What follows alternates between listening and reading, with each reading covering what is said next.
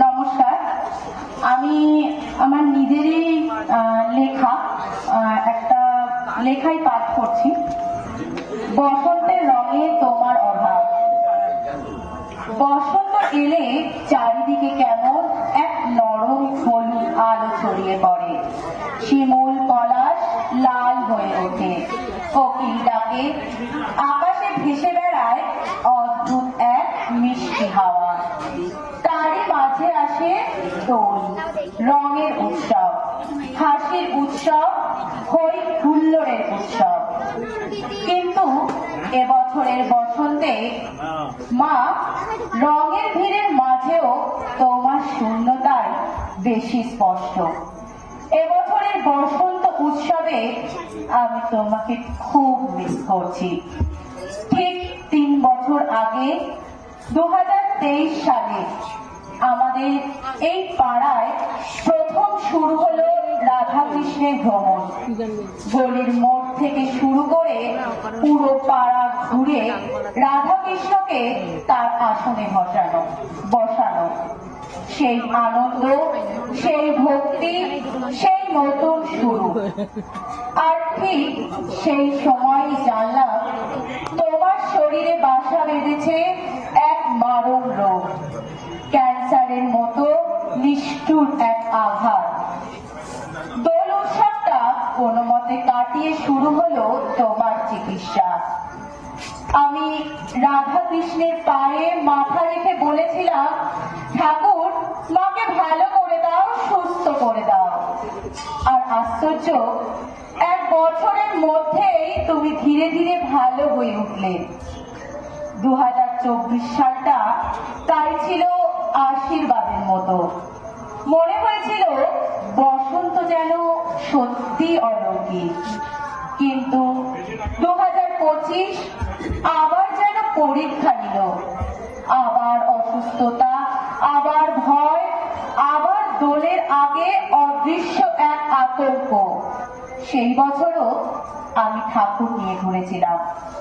প্রতি বছর তুমি যে কীর্তনটা করতে মাইকের সামনে দাঁড়িয়ে, যে ভক্তিগান গাইতে, সেটা তুমি আর করলে না। তুমি আমাকে বলেছিলে, তুই কর। আমি তো কখনো তেমন মন দিয়ে করিনি, তুমিই করতে। আমি শুধু শুনতাম। কিন্তু সেদিন জানি না কোথা থেকে সাহস এলো, মাইকের সামনে দাঁড়িয়ে প্রথমবার তোমার সেই গান গাইলাম। তুমি যেন পাশে বসেছিলে, কোথাও আটকে গেলে ধরিয়ে দিচ্ছিলে, চোখে চোখ রেখে বলছিলে, কর, তুই ঠিক পারবি। মা, তুমি কি তখন আমাকে দায়িত্বটা দিয়ে গিয়েছিলে? জানি না, সেই গান গাওয়ার সময় আমি তখন কিছুই অনুভব করতে পারিনি। না ভয়, না সাহস, না কান্না, শুধু গেয়ে গিয়েছিলাম। আজ বুঝি সেই শূন্যতাই ছিল ঝড়ের আগের নিস্তব্ধতা। এবছরের দোলটায় সবাই রং নিয়ে বেরিয়েছিল, হাসি আবির সবই ছিল, কিন্তু কোথাও যেন সেই আনন্দটা ছিল না। দোল মানেই তো ছিল আমরা সবাই মিলে একসাথে হই হুল্লোড় করা।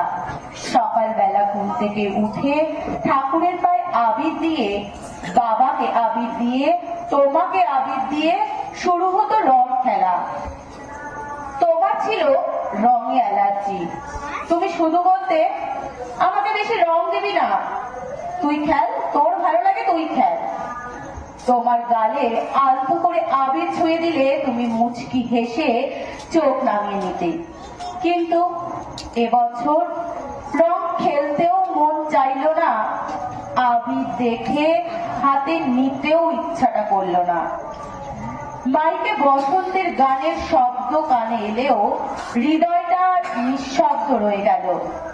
বসন্তের হাওয়ায় তোমার গন্ধ খুঁজলাম, কোকিলের ডাকের মধ্যে তোমার কণ্ঠস্বর শুনতে চাইলাম, কিছুই পেলাম না, শুধু এক গভীর ফাঁকা।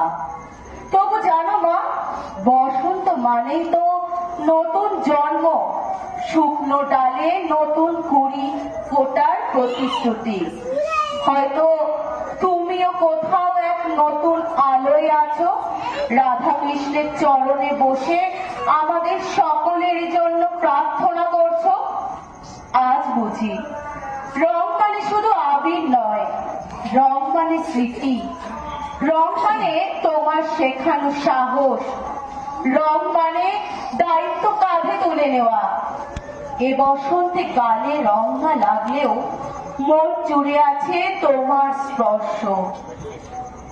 এই দোলে গান গাইবো আবার তোমার সেই কীর্তন, মাইকের সামনে দাঁড়িয়ে চোখ বন্ধ করে ভাববো তুমি ঠিকই আছো, কারণ তুমি আমাকে সাহস দিয়ে গেছো।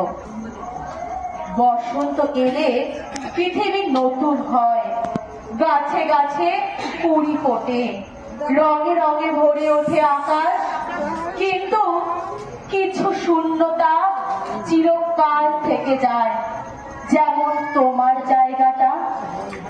মা, এই বছরের দোল উৎসবে তোমাকে আমি খুব মিস করছি, তবু তোমার আশীর্বাদে আমার প্রতিটা বসন্ত বেঁচে থাকবে, রঙহীন হয়েও রঙিন হয়ে থাকবে। নমস্কার।